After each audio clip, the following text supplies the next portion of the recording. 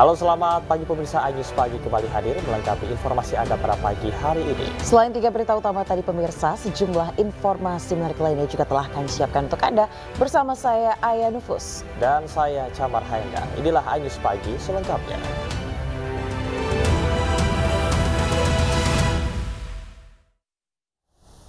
Pemirsa, ledakan terjadi di markas Satuan Brimob Polda Jawa Timur pada kemarin pagi. Ya, ledakan diduga berasal dari mortir sisa perang yang rencananya akan dimusnahkan.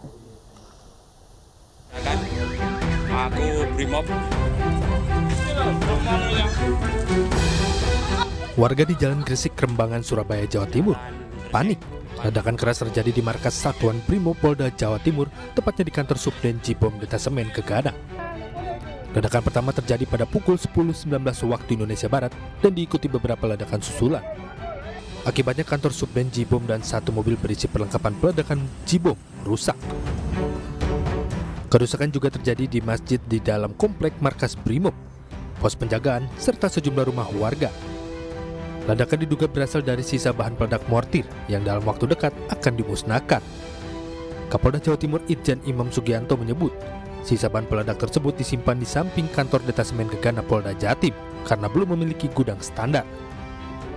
Di kantor Subden Jibom Detasemen Gegana Satbrimob Polda Jatim itu terjadi ledakan.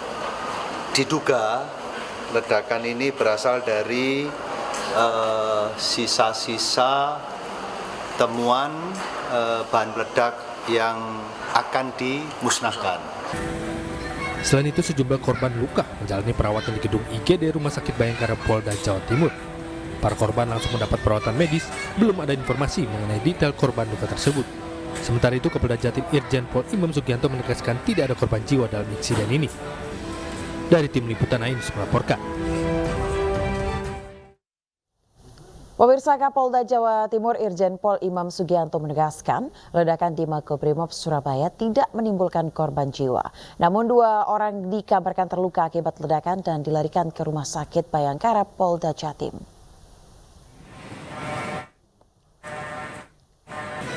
Mobil ambulans memasuki gedung Rumah Sakit Bayangkara Polda Jatim membawa sejumlah korban luka untuk menjalani perawatan di gedung IGD Rumah Sakit Bayangkara Polda Jawa Timur.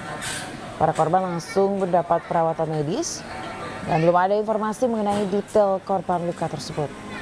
Sementara itu, Kapolda Jatim Irjen Pol Imam Sugianto menegaskan tidak ada korban jiwa dalam insiden ini. Namun ada kerugian material yakni kerusakan gedung dan 1 unit mobil.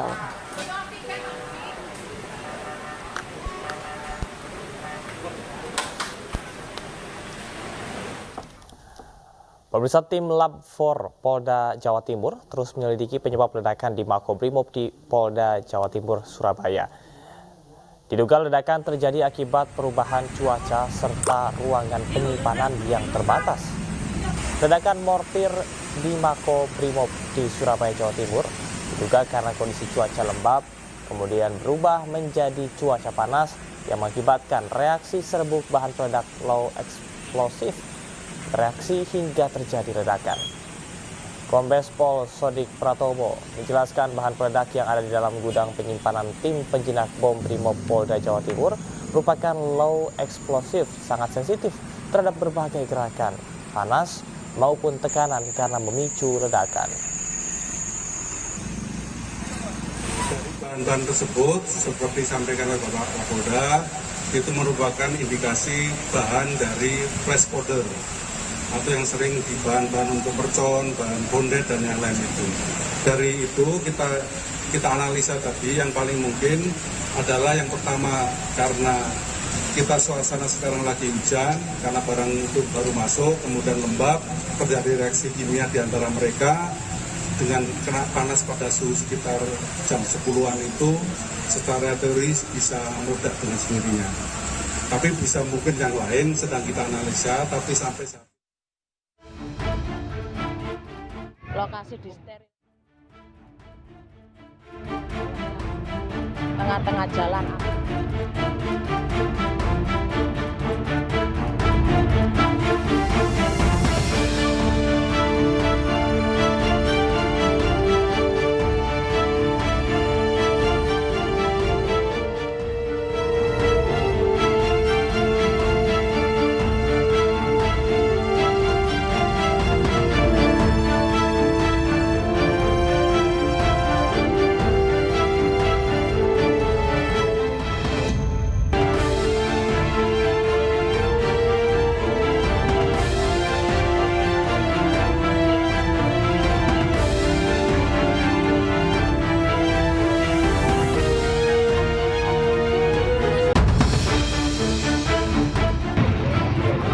lokasi disterilkan. Diperkirakan bom meledak tengah-tengah jalan antara asrama Brimob dan Kodim.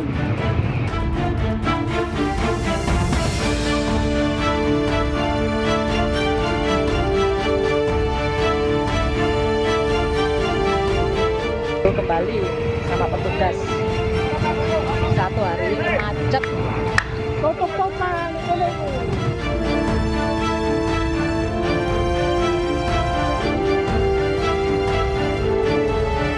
Terjadi ledakan, aku Brimob.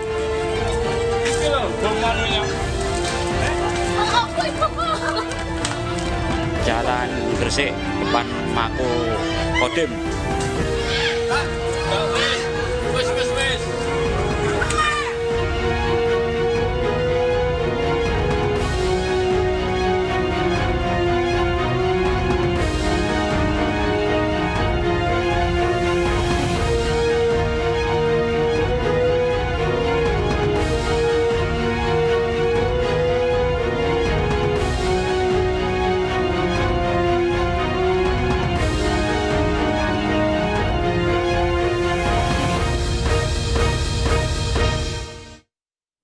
Pemirsa, warga menggerebek seseorang yang diduga dukun di Ciputat, Tangerang Selatan, Banten. Saat penggerebekan, warga menemukan senjata api, puluhan peluru, dan 1 granat.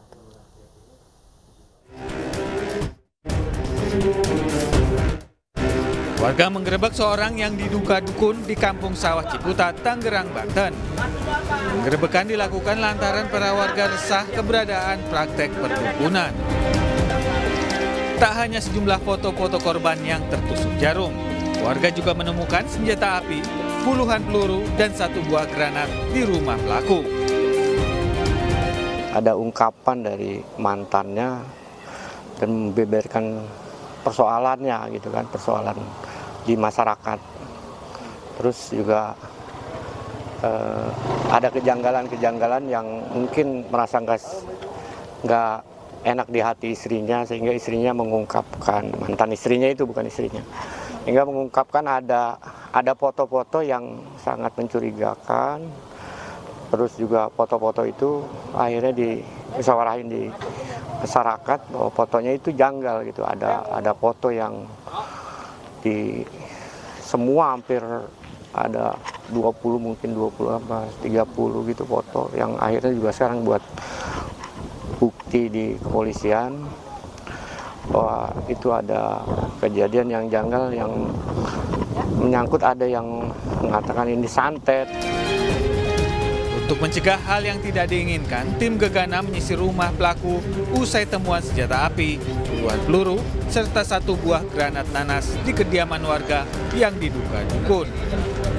Saat ini pelaku telah diamankan di Mapolres Tangerang Selatan untuk penyelidikan lebih lanjut. Dari Tangerang, Banten, Nunung Purnomo, iNews melaporkan. Pemirsa, kebakaran di pemukiman padat penduduk di Toraja Utara, Sulawesi Selatan hanguskan 3 rumah. Sementara itu di Cipondoh, Kota Tangerang, pabrik pembuatan koper terbakar.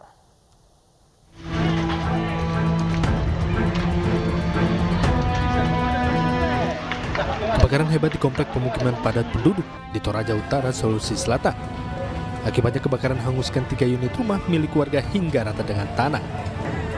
Asap tebal dan kobaran api yang membumbung tinggi membuat warga sekitar lokasi kejadian panik dan berhamburan keluar rumah sambil menyelamatkan harta benda.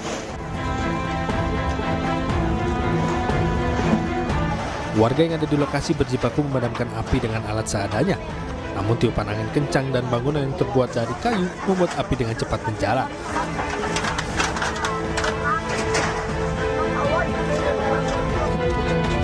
Terjadi kebakaran sebuah gudang pabrik.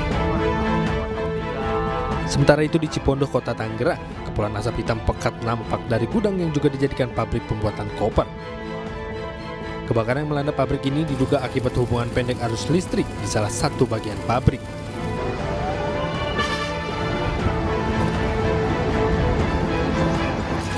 Sembilan unit mobil pemadam dikerahkan. Setelah lebih dari 3 jam, akhirnya api berhasil dipadamkan. Dan tidak ada korban jiwa kebakaran. Tim Liputan iNews melaporkan. Pemirsa, aksi unjuk rasa ratusan warga di kantor Bupati Subang, Jawa Barat berlangsung ricuh. Dalam aksinya, massa menuntut kepala desa turun dari jabatannya setelah tertangkap basah warga menginap di rumah wanita yang bukan istrinya.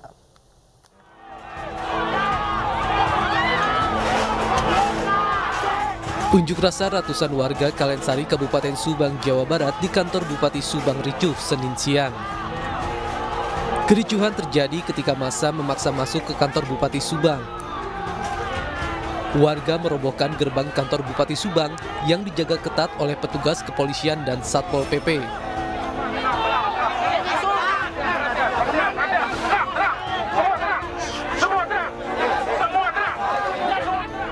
Unjuk rasa dilakukan karena warga kesal dengan ulah kepala desa Kalensari yang sering menginap di rumah seorang wanita yang bukan istrinya.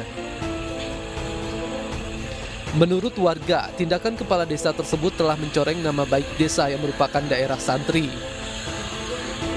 Warga menuntut agar kepala desa tersebut diturunkan dari jabatannya. Nggak masuk ke ranah hukum. Kami nggak masuk ke ranah hukum. Ya memang barangkali ada hukum seperti itulah. Yang kami masuk adalah tindakan asusila. Dan ini adalah sebuah perbuatan kemungkaran. Dan kemungkaran harus kita hentikan. Apalagi dilakukan sebagai public figure. Yang kami khawatir, karena jadi budaya. Kalau sudah jadi budaya, apa yang terjadi nanti? Warga membubarkan diri setelah diterima oleh perwakilan Bupati Subang. Namun warga akan kembali berunjuk rasa jika tuntutannya tidak dipenuhi. Dari Subang, Jawa Barat, Yudi Heriawan Juanda, iNews melaporkan. Pemirsa, kepergian Indriana Dewi, korban pembunuhan berencana yang jasadnya ditemukan di Banjar, menyisakan duka yang mendalam bagi keluarga. Orang tua korban meminta para tersangka dihukum mati, sementara salah satu pelaku diketahui merupakan calon anggota legislatif dari Partai Garuda.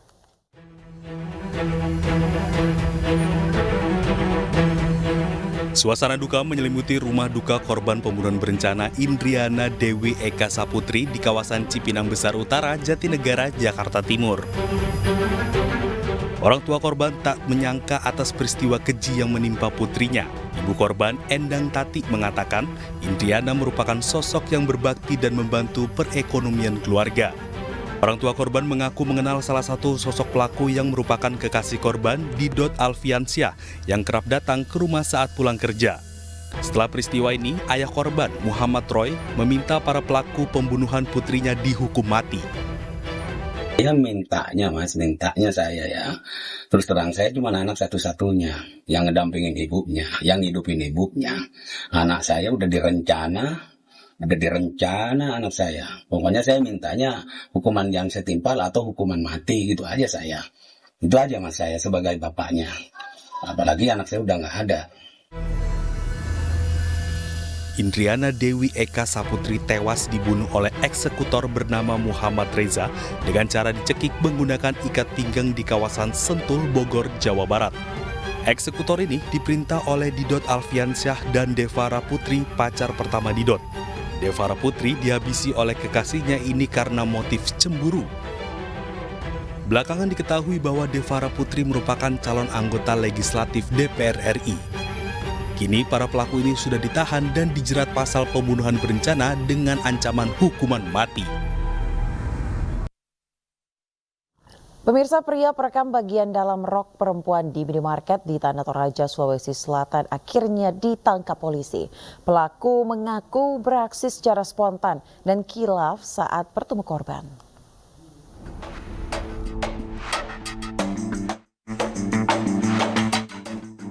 Polisi menangkap pria berinisial MM, perekam bagian dalam rok seorang perempuan di Tanah Toraja, Sulawesi Selatan. Tersangka mengaku beraksi secara spontan saat melihat korban berada di minimarket. Ia merasa hilaf dan kemudian muncul niat merekam bagian bawah rok korban. Atas perbuatannya, pelaku pun dijerat dengan Undang-Undang Kekerasan Seksual dengan ancaman hukuman maksimal 4 tahun penjara. Hilaf sehingga melakukan perbuatan pengambilan gambar yang tidak sepantasnya. Kita lakukan serangkaian penyelidikan dan akhirnya dapat mengamankan pelaku inisial NN.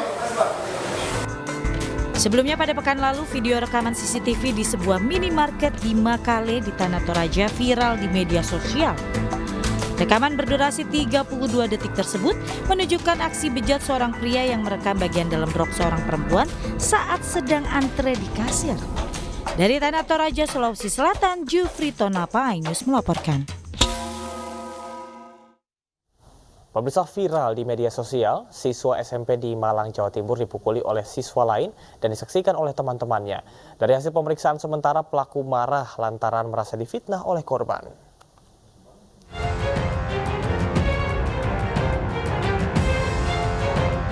Inilah rekaman kamera pengawas saat seorang siswa SMP yang masih berseragam dipukul siswa lain dan disaksikan beberapa temannya di sebuah perumahan kawasan Janti, Kota Malang, Jawa Timur.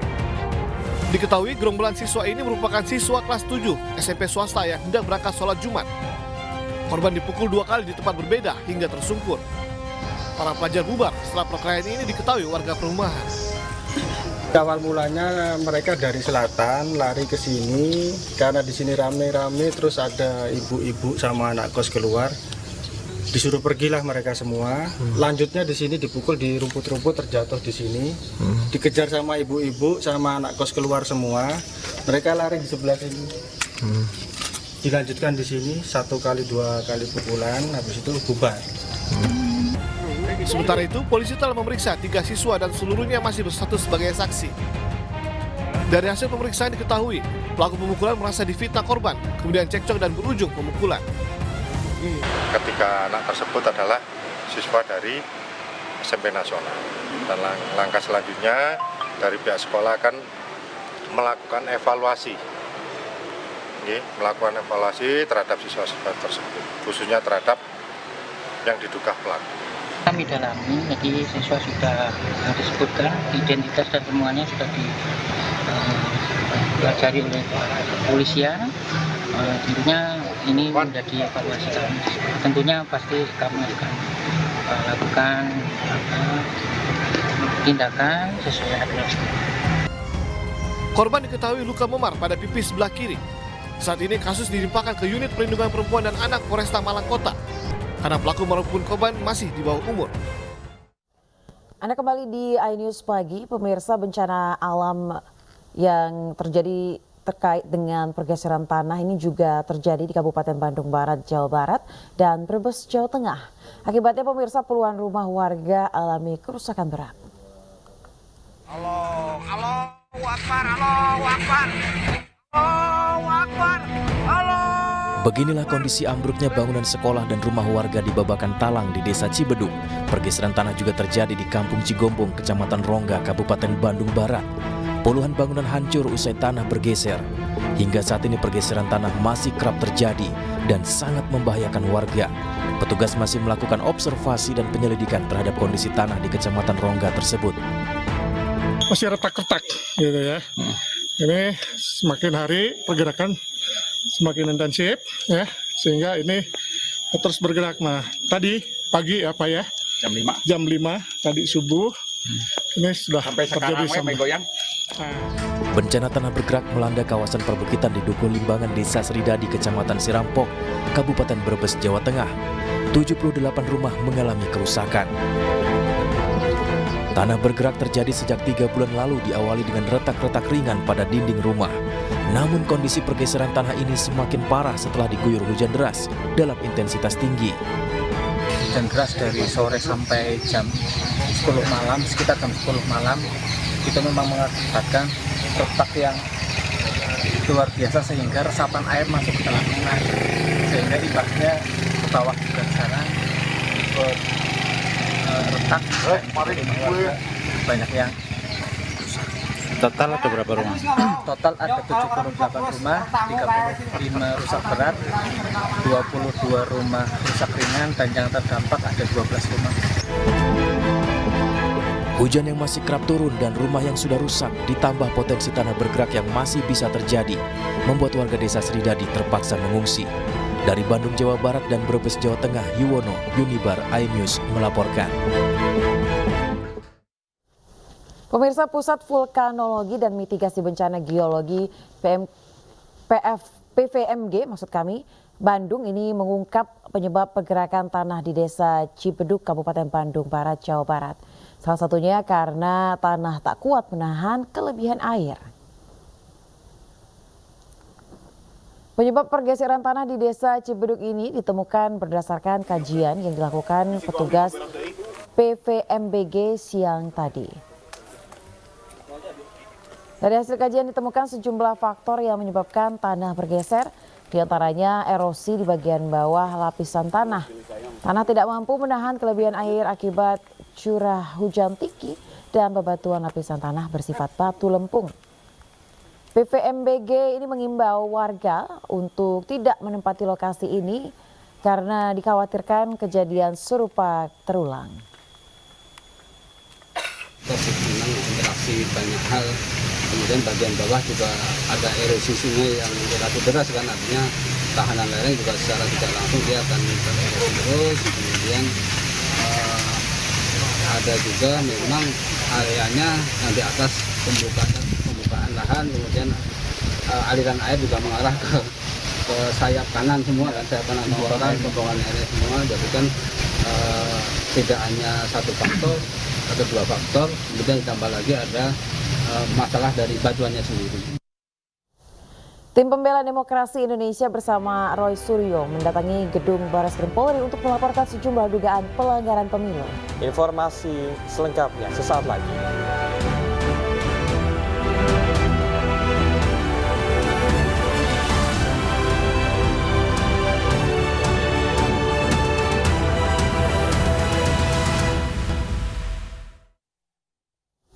Terima kasih pemirsa, Anda masih di iNews Pagi bersama dengan saya Camar Henda dan rekan saya Ayan Ufus. Pemirsa, masa pendukung salah satu caleg DPR RI melakukan aksi protes di tempat pleno penghitungan suara tingkat Kabupaten Jember.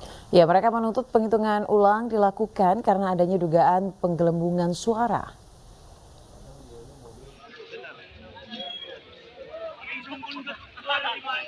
Beginilah saat ratusan orang relawan pendukung PAN Jember unjuk rasa ke Hotel Aston Jember, tempat pleno penghitungan suara tingkat kabupaten. Mereka menuntut agar KPUD Jember menghitung ulang hasil suara di tingkat kecamatan, terutama di Kecamatan Sumber Baru Jember. Hal ini dikarenakan ada dugaan suara caleg PAN berkurang hingga ribuan suara, padahal di C1 TPS suara PAN maupun calegnya melejit.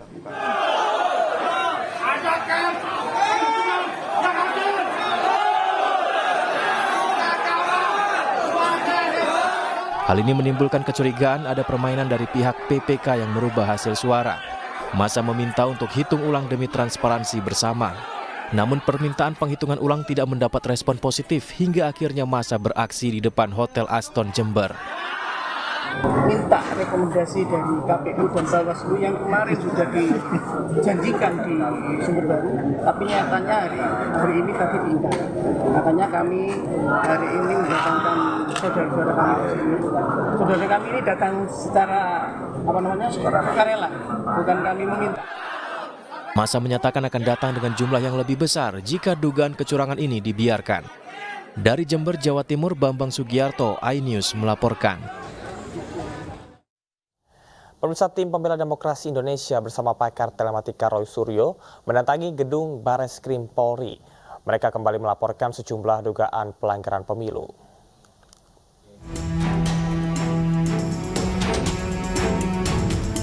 Sekelompok masyarakat yang mengatasnamakan Tim Pembela Demokrasi Indonesia kembali melaporkan sejumlah dugaan pelanggaran pemilu ke Barreskrim Polri. Kali ini TPDI mengajak pakar telematika Roy Suryo dan sejumlah bukti-bukti lainnya. Adapun dugaan pelanggaran pemilu yang dilaporkan antara lain masalah perangkat lunak atau software, langkah-langkah tidak wajar dalam penyelenggaraan pemilu, keterangan tidak sesuai fakta, penyebaran hoax, hingga penyalahgunaan anggaran. Saya akan menjelaskan bukti-bukti apa yang ada, yang itu memperkuat bahwa bukan hanya soal kecurangan, tapi juga ada tindakan melawan hukum, yang itu jelas. Dan itu ranahnya ada di Barreskrim, ranahnya bukan kepada Gakumdu atau apa ya. Nah, jadi itu yang saya bawa. Jadi hari ini saya diajak langsung untuk menjelaskan kepada tim yang nanti akan menerima. Nah, nanti mungkin kesempatan berikutnya baru kemudian diungkap bukti-bukti. TPDI dan Roy Suryo kemudian menjelaskan secara teknis terkait dugaan pelanggaran pemilu beserta sejumlah bukti kepada penyidik Barreskrim Polri. Dari Jakarta, Galuh Pandu, Andri Setiawan, Rizky Solehudin, iNews melaporkan. Pemirsa, suara PSI yang meningkat dalam waktu singkat menimbulkan spekulasi di publik. Salah satunya dugaan keterlibatan pihak tertentu untuk memuluskan langkah PSI ke parlemen. Namun PSI membantah hal tersebut dan akan menempuh jalur hukum jika ada pihak yang memfitnah PSI.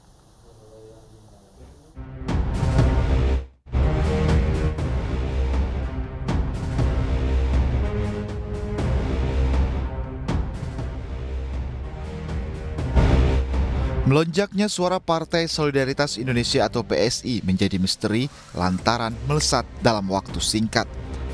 Hingga Senin siang, dari data real count KPU, suara PSI mencapai 3,13% suara sah nasional.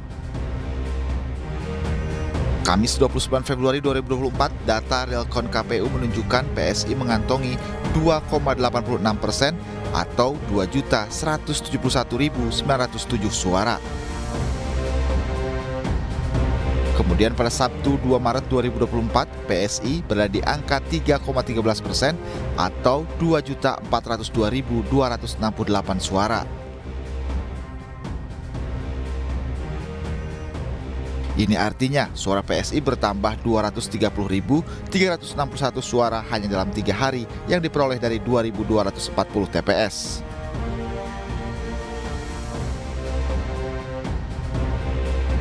Terkait anomali suara PSI, muncul berbagai isu mulai dari suara PSI besar karena diduga ditukar dengan suara tidak sah di TPS tertentu dan dugaan keterlibatan pihak tertentu untuk memuluskan PSI ke parlemen. Terkait isu tersebut, KPU menjelaskan pihaknya bekerja profesional dan terbuka. Melibatkan banyak KPPS yang telah menyelesaikan pekerjaannya dengan sangat baik sampai dini hari, ya. Dan melibatkan saksi, dan ini dilakukan secara terbuka. Nah, nanti bisa dinilai seperti apa, seperti itu, dan kami meyakini rekan-rekan bekerja dalam suasana kebebasan dan keterbukaan, karena dalam penyelenggaraan pemilu tidak hanya KPU sebagai penyelenggara, tetapi juga ada Bawaslu, dan bahkan dalam Undang-Undang Pemilu ada yang namanya pemantau terdaftar. Politisi PSI Sheryl Tanzil juga menegaskan pihaknya tidak pernah melakukan jual beli suara. PSI akan menempuh jalur hukum untuk menggugat pihak-pihak yang dianggap telah memfitnah PSI. Tim Liputan iNews melaporkan. Pemirsa, Presiden Joko Widodo meminta masyarakat meminta penjelasan langsung dari KPU terkait lonjakan suara Partai Solidaritas Indonesia. Sementara KPU masih melakukan rekapitulasi suara berjenjang dan meminta masyarakat menunggu hasil resminya.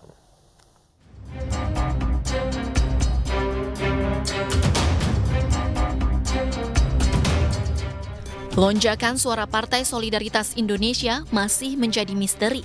Berbagai pihak menilai suara PSI yang melesat signifikan dalam waktu singkat mengandung anomali. Hingga Senin siang, dari data real count KPU, PSI merengkuh 3,13% suara sah nasional. Presiden Joko Widodo merespons lonjakan suara PSI di pemilu 2024. Jokowi meminta masyarakat menerima penjelasan langsung dari Komisi Pemilihan Umum.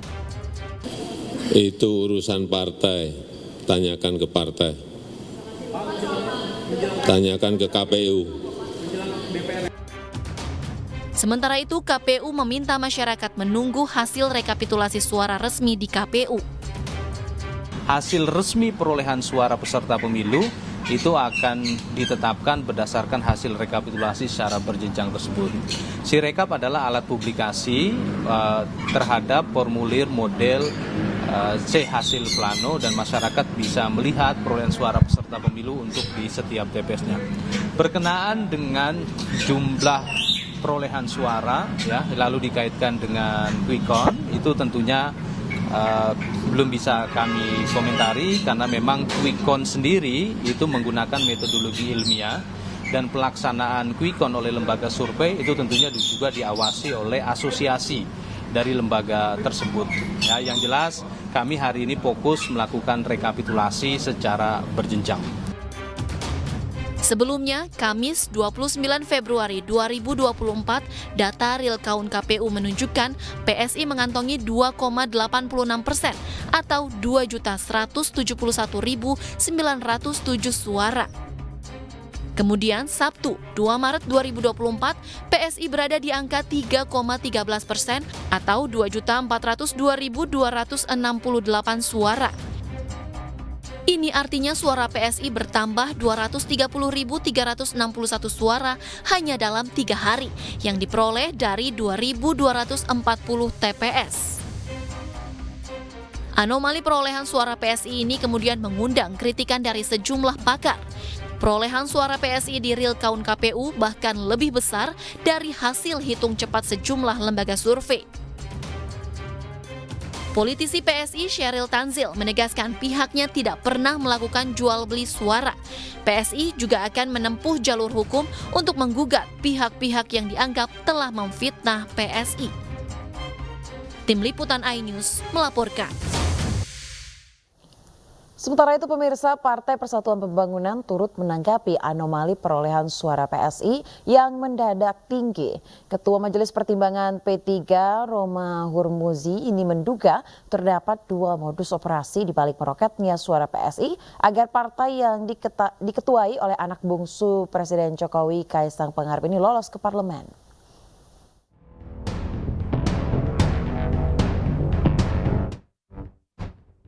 Partai Persatuan Pembangunan turut menanggapi anomali perolehan suara PSI yang mendadak tinggi. Ketua Majelis Pertimbangan P3 Roma Hurmuzi menduga terdapat 2 modus operasi di balik meroketnya suara PSI agar partai yang diketuai anak bungsu Presiden Jokowi Kaisang Pangarep lolos ke parlemen. Modus pertama menurut Romi yakni memindahkan suara partai yang jauh lebih kecil kepada partai tertentu. Modus kedua memindahkan suara yang tidak sah kepada partai tertentu. Selain itu, Romi juga mengusulkan agar anomali melambungnya suara PSI dapat dibongkar melalui mekanisme hak angket. Sejauh ini P3 termasuk sebagai partai yang mendorong digulirkannya hak angket untuk mengusut dugaan kecurangan pemilu. Dari Jakarta, Tim Liputan iNews melaporkan. Pemirsa, Komisi untuk Orang Hilang dan Korban Tindak Kekerasan mengajukan surat permohonan informasi kepada Kementerian Sekretariat Negara Republik Indonesia. Kontras menilai pemberian pangkat kehormatan kepada Menhan Prabowo Subianto tidak memenuhi dari berbagai sisi.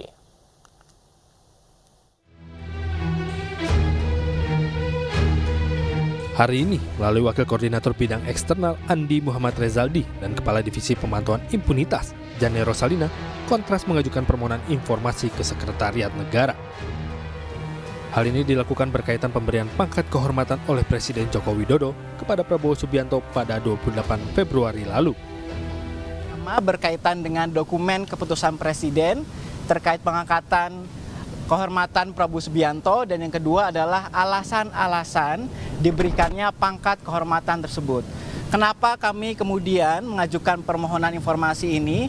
Karena ini adalah bagian dari tuntutan kami untuk membuka akses informasi yang sebetulnya ini merupakan akses yang bisa diakses oleh publik begitu. Karena kalau kami merujuk pada undang-undang gelar, tanda jasa maupun tanda kehormatan, dalam pemberian satu tanda jasa, gelar ataupun tanda kehormatan itu harus memperhatikan asas transparansi dalam pertimbangan ataupun penyusunan yang dilakukan. Itu yang pertama. Yang kedua, kami juga mempertanyakan dari berbagai aspek begitu ya, terkait pengangkatan kehormatan ini. Karena jika dilihat dari berbagai sisi, Kontras sendiri melihat bahwa pengangkatan kehormatan terhadap Prabowo Subianto itu tidak memenuhi dari berbagai sisi. Mulai dari aspek peraturan atau dasar hukum, yang kedua berkaitan dengan aspek kemanusiaan yang sebetulnya ini juga menjadi pertimbangan penting dalam pemberian gelar tanda jasa atau tanda kehormatan, dan juga aspek-aspek yang lainnya. Kontras berharap pemerintah dapat menjabarkan secara terbuka atas pengangkatan Prabowo, karena hal ini berkaitan dengan keadilan keluarga korban dalam kasus penculikan 1998. Diketahui sebelumnya, YLBHI bersama Koalisi Masyarakat Sipil telah mengancam keras pemberian pangkat kehormatan kepada Prabowo Subianto yang dilaksanakan di Markas Besar TNI Cilangkap, Jakarta. Pemberian pangkat kehormatan ini bertentangan dengan nawacita Presiden Jokowi untuk menuntaskan kasus pelanggaran HAM di masa lalu. Selain itu, hal ini juga dinilai mengkhianati reformasi dan menambah dalam luka para korban dan keluarga korban penculikan reformasi 1998. Dari Tim Liputan iNews melaporkan. Pemirsa, wacana menggunakan hak angket DPR guna mengusut dugaan kecurangan pemilu 2024 terus bergulir. Namun partai pengusung Ganjar, PDI Perjuangan, belum memberikan keputusan.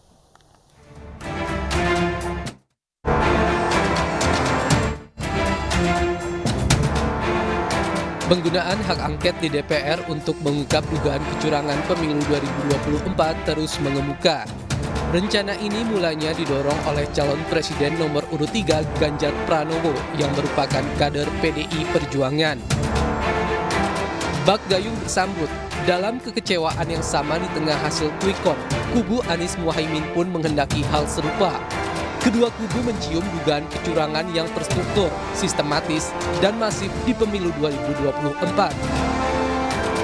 Sekretaris Jenderal Partai Perindo Ahmad Rafiq meminta agar anggota DPR menggunakan hak angket untuk mencari fakta terkait pemilu 2024, sekaligus menyikapi permasalahan sistem informasi rekapitulasi Sirekap. Dengan masih adanya permasalahan pada pemilu 2024, pihaknya mengajukan pemilu ulang.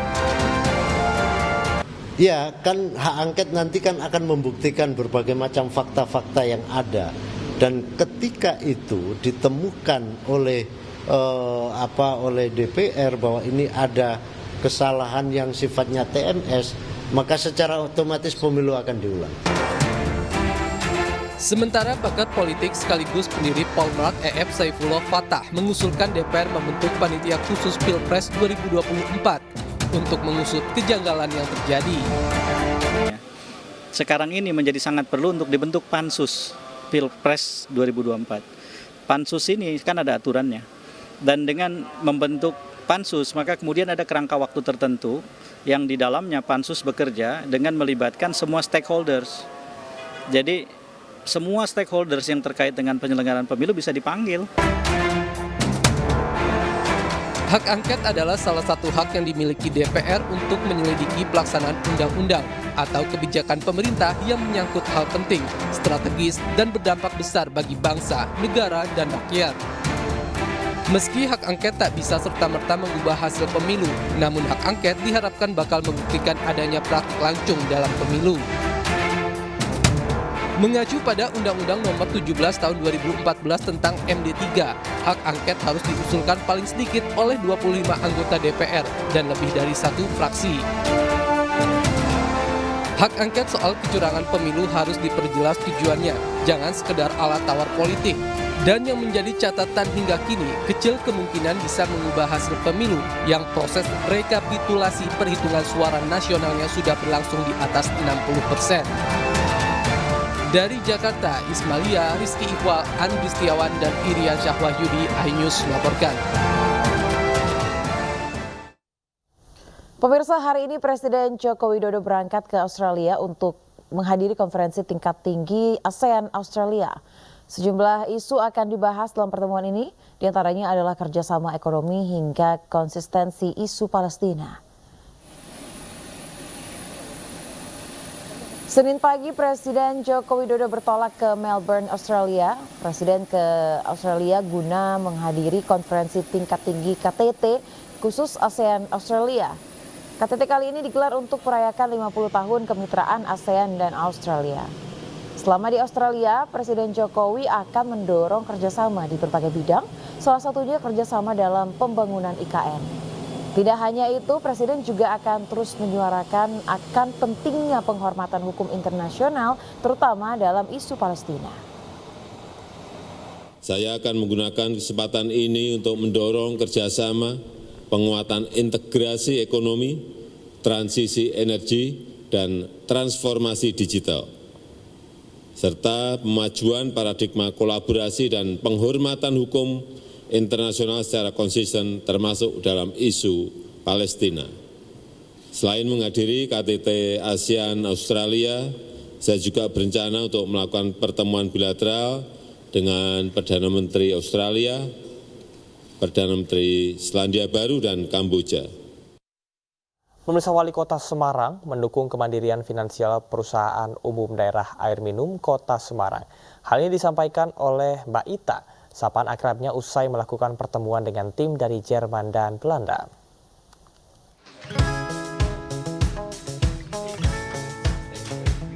Wali Kota Semarang, Hefearita Gunaryanti Rahayu, memimpin pertemuan dengan tim Urban Water Catalyst Initiative dari GIZ Jerman dan WWX Belanda di kantor Perumda Air Minum Tirta Modal.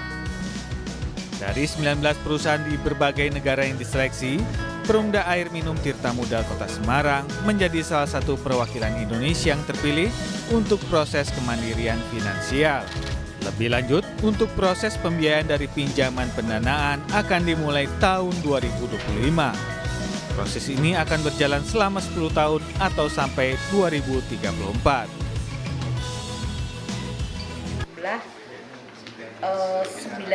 19 dari PDAM seluruh 19 negara ini adalah diseleksi mulai dari 19 ke 7, kemudian dari 7 menjadi 3 dan sekarang ini satu-satunya ada di PDAM Kota Semarang. Nantinya mereka berharap kalau ini bisa menjadi sukses, ini akan menjadi percontohan tidak hanya PDAM yang ada di Indonesia saja, tetapi perusahaan-perusahaan daerah yang ada di seluruh dunia. Water Catalyst itu program ya, yang akan kita pakai PDAM Tirta Modal Kota Semarang untuk memampukan PDAM. Jadi nanti sebelum kita nilai kreditnya itu dinaikkan, ya ada bantuan dari teman-teman Jerman dan Belanda tadi dalam bentuk support ya berupa hibah dari kita. Sehingga nanti pada tahun keempat kelima kita sudah punya cash flow yang bagus untuk punya kredit worthiness yang tinggi untuk bisa pinjam dimanapun. Gitu. Sebelumnya, Perumda Air Minum Tirta Modal juga mendapat atensi dari Korean Water melalui Smart Water Cities Project. Di ulang tahunnya yang ke-74, logo baru sebuah bank diluncurkan. Logo baru yang dirilis pemirsa menggambarkan komitmen yang progresif bersama nasabah menuju era digitalisasi.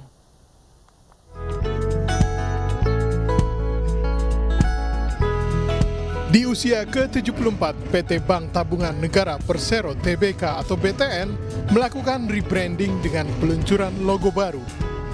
Acara dihadiri Menteri BUMN Erick Thohir dan Menteri PUPR Basuki Hadi Mulyono. Perubahan logo bentuk refleksi dari transformasi diantaranya di ranah digital.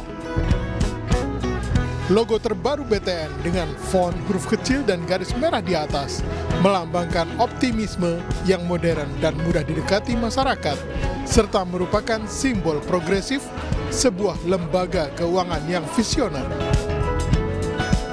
Kami juga tetap akan mempertahankan tagline yang selama ini kita dorong ke masyarakat untuk mendorong masyarakat muda dan milenial untuk mulai menabung dan memiliki rumah. Dengan tagline, karena hidup gak cuma tentang hari ini. Angka backlog perumahan di Indonesia yang mencapai 12,7 juta, pemerintah hanya dapat menyediakan 600.000 rumah.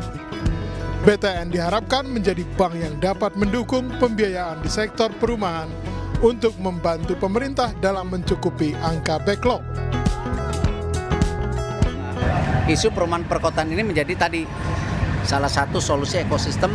Kalau bisa kereta api, BTN, Perumnas, Kementerian PUPR membangun mulai ke atas seperti di banyak negara lain gitu. Dan kita sudah ada percontohan sebenarnya pembangunan rumah milenial ada kurang lebih di 6 titik waktu itu ya yang saya hadiri sendiri, dan itu menjadi solusi-solusi yang saya rasa itu yang saya titipkan. Peluncuran logo baru BTN ini sebagai komitmennya dalam usia yang ke-74 untuk membantu negara di sektor perbankan dan perumahan. Dari Jakarta, Jen Cahyani, Guntur ZR, iNews melaporkan. Pemirsa, Satuan Polisi Pamong Praja Jakarta Pusat menggelar razia lapak pedagang kaki lima yang berjualan di atas trotoar di kawasan Tanah Abang. Informasi selengkapnya sesaat lagi.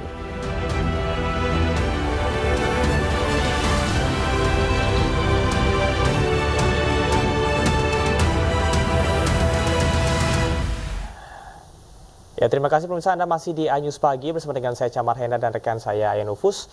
Dan demikianlah tadi adalah berita informasi pilihan dalam iNews Pagi hari ini. Kita akan ke informasi selanjutnya berkaitan dengan Satuan Polisi Pamong Praja Jakarta Pusat menggelar razia lapak pedagang kaki lima yang berjualan di atas trotoar di kawasan Tanah Abang, Jakarta Pusat. Ya, barang dagangan yang terjaring razia disita dan diangkut petugas.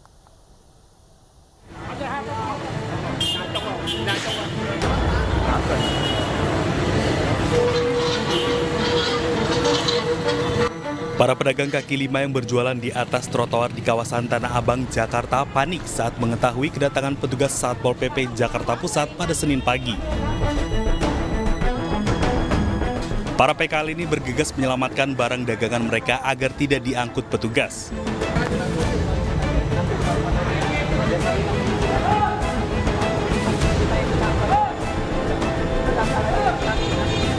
Tak sedikit pedagang yang bahkan harus tarik-menarik dengan petugas, namun petugas tetap menyitanya.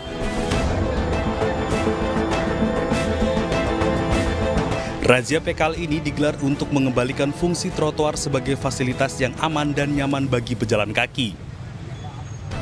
Di sini kita hadir untuk memberikan kenyamanan, terutama trotoar, jangan sampai diokupasi oleh para pedagang.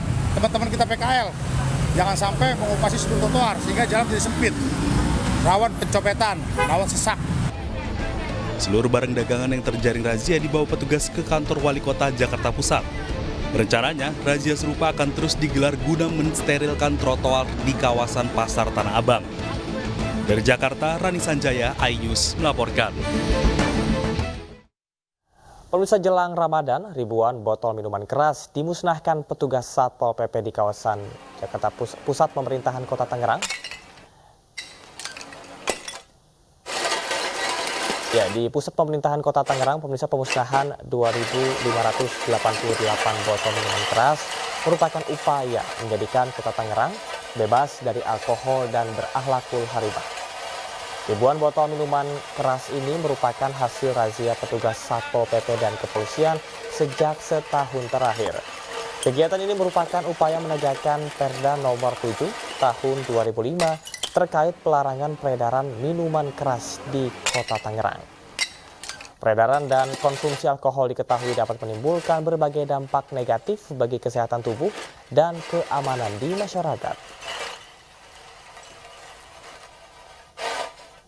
Kita sudah ada perdanya, maka aparat kita yang bertugas di bidang penegakan perda akan terus mengawal penegakan perda ini. Yang kedua, langkah-langkah persuasif dan penyadaran kepada masyarakat itu akan terus kita dorong para pelaku usaha untuk bisa berusaha dengan sebaik-baiknya dan kepedulian masyarakat kita terhadap kehidupan masyarakat yang bebas dari minuman beralkohol. Jelang puasa, pemirsa, harga kebutuhan pokok meningkat tajam di sejumlah daerah. Tak hanya beras dan cabai, harga ayam potong dan telur pun kini ikut melonjak.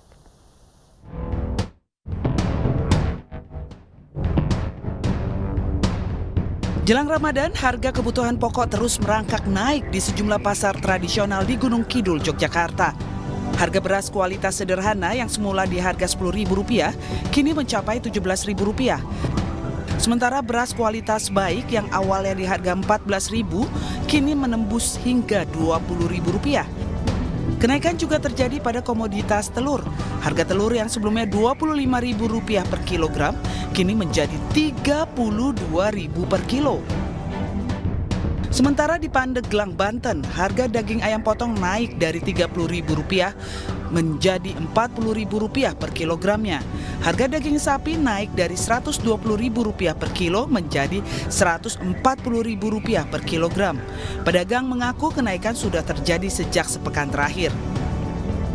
Dari sebelum kemarin itu harga ayam 30, naik lagi 35, sekarang sampai di 40.000. Itu sekilo? Iya, beli ayam. Berapa? Sekilo? Mahal. Mahal, lagi mahal. Biasanya berapa? Biasanya iya. Harga cabai dan sejumlah bumbu dapur juga masih tinggi di Purwakarta, Jawa Barat.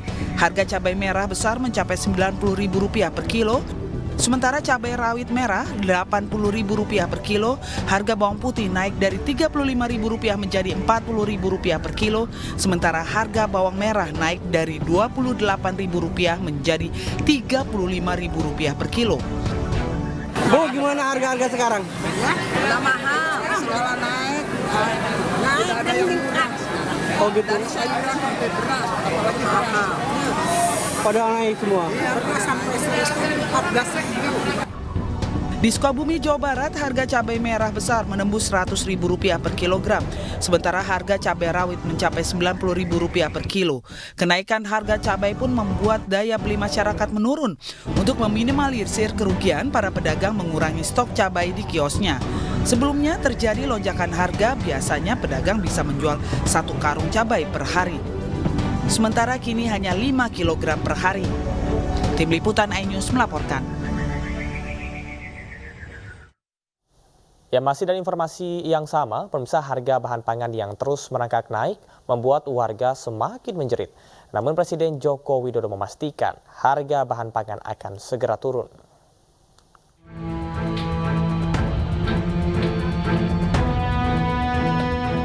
Di Gunung Kidul, Yogyakarta, harga beras dan telur terus merangkak naik.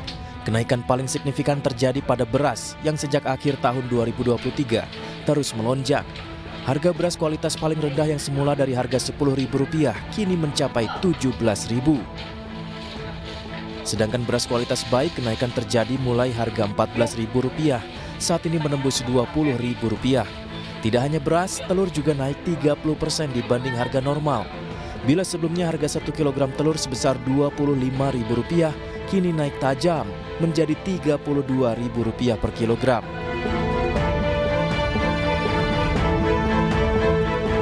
Tidak hanya itu, harga cabai merah juga terus merangkak naik.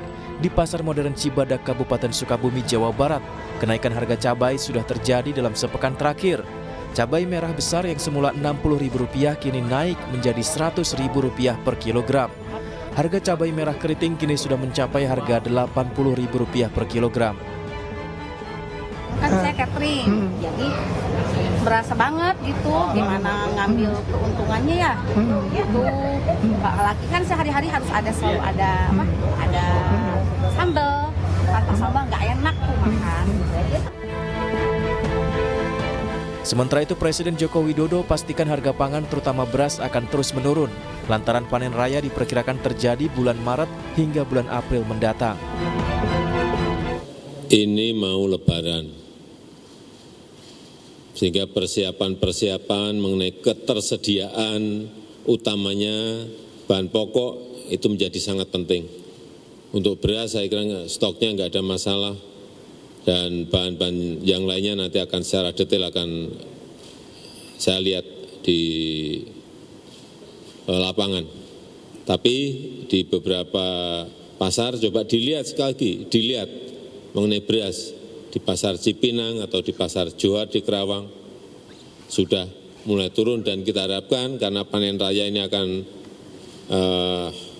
di lapangan mulai panen, dan panen raya segera mungkin dalam 1 bulan ke depan akan terjadi, saya kira harga itu akan turun banyak. Gabah juga saya mendapatkan informasi di lapangan sudah turun, tetapi juga turunnya jangan drastis karena petani juga perlu diberikan ruang keuntungan. Kenaikan harga beras tercatat terjadi di 37 provinsi di Indonesia. Meski harga beras tinggi, namun pemerintah memastikan persediaan beras nasional aman. Tim Liputan iNews melaporkan. Ke informasi lainnya, pemirsa, seminggu jelang Ramadan, TPU Karet Bifak Tanah Abang, Jakarta Pusat ramai didatangi peziarah yang datang dari Jakarta dan luar kota Jakarta. Pemirsa, sejak beberapa hari terakhir, peziarah ramai mendatangi TPU Karet Bifak untuk berziarah ke makam orang tua serta kerabatnya. Banyaknya peziarah yang datang ke TPU Karet Bifak ini membuat omset para pedagang bunga mendadak meningkat tajam. Dalam sehari, pemirsa, sejumlah pedagang mengaku mampu meraup keuntungan hingga Rp1.500.000 dengan menjual bunga 7 rupa seharga Rp10.000 per kantong plastik.